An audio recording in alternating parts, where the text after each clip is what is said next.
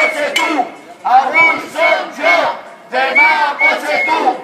Famílies que avui són al carrer i criden ben fort que necessiten un lloc on viure i una solució a un problema de tots.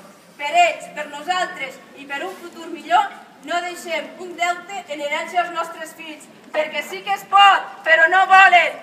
Sí que es pot, però no volen. Sí es pot,